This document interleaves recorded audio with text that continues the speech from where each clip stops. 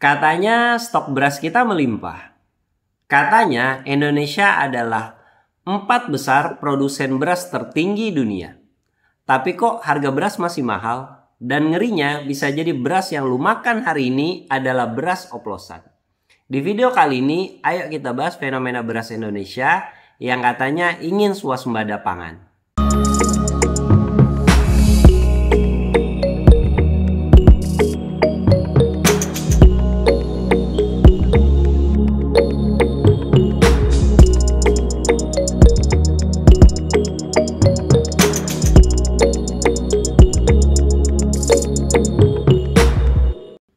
Halo guys, balik lagi di channel Roni P, tempat di mana kita kupas isu pangan, petani, dan ekonomi rakyat dengan cara yang santai tapi nendang. Hari ini kita akan bahas topik yang lagi panas, beras oplosan. Yes, lu nggak salah dengar. Di tengah berita stok beras kita melimpah, ternyata ada praktik nakal yang bikin rakyat harus bayar mahal buat kualitas beras yang ternyata oplosan. Tapi tunggu dulu. Kita bahas data dan kenyataan lapangan biar nggak cuma emosi tapi juga ngerti. Tapi sebelum itu, lu subscribe dulu biar nggak ketinggalan info terbaru soal pertanian dan perkebunan. Lu pasti udah dengar 212 merek beras dipanggil Satgas Pangan karena diduga jual beras yang nggak sesuai standar mutu dan harga eceran tertinggi. Modusnya gampang. Contoh di Pontianak, beras SPHP dari Bulog dicampur sama beras kualitas rendah. Dikemas ulang, dijual seolah premium. Di Depok, ada yang udah jual beras oplosan dari Desember 2024. Dicampur, dikemas ulang, di branding ulang, dapat untung Rp600 per kilogram. Bayangin ya, 1 ton aja untungnya 600.000. Kalau tiap bulan puluhan ton, jackpot bro. Dan ini bukan soal penipuan kecil-kecilan. Kementerian bilang potensi kerugian negara dari praktik ini bisa tembus 2 triliun per tahun. Bahkan pengamat bilang bisa sampai 100 triliun kalau dihitung semua penyimpangan mutu dan label di pasar. Ngeri kan? Sekarang kita lihat dari segi logika. Kalau pasokan banyak, harga harusnya turun dong, tapi kenyataannya harga naik terus. Faktanya stok beras nasional per Juni 2025 itu 4,19 juta ton. Ini rekor tertinggi sejak era Bulog berdiri tahun 1969. Bahkan semester 1 2025, Indonesia udah produksi 18,76 juta ton beras konsumsi. Proyeksi tahun 2025 itu 30-31 juta ton. Artinya apa? Kita bukan negara yang kekurangan beras.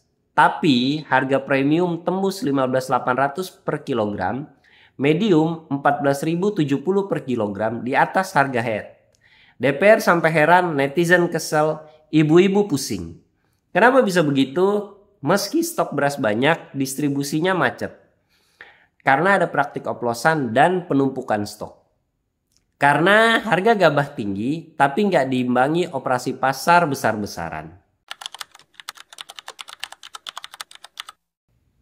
Ini info dari petani. Katanya, Mas, tahun ini panennya bagus. Tapi harga gabah naik bukan karena kami yang ngatur. Tapi karena banyak yang beli rebutan untuk dijual lagi. Tapi giliran masyarakat beli di pasar kok malah lebih mahal dari biasanya. Cerita lain dari beberapa ibu-ibu rumah tangga.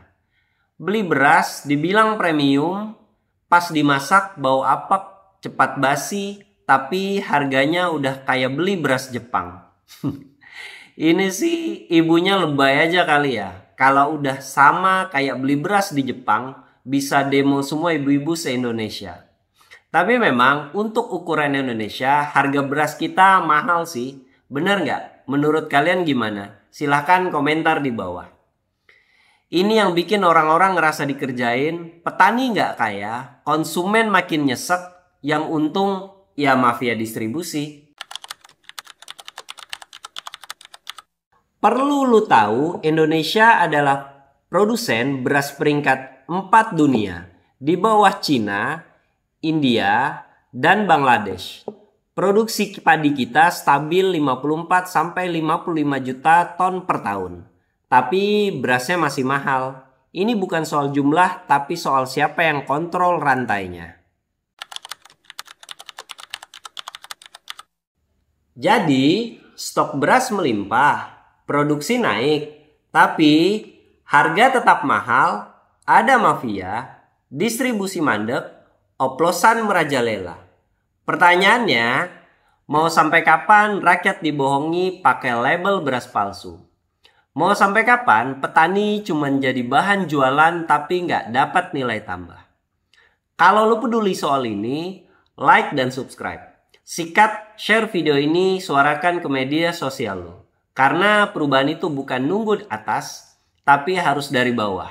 Dari lo, dari kita.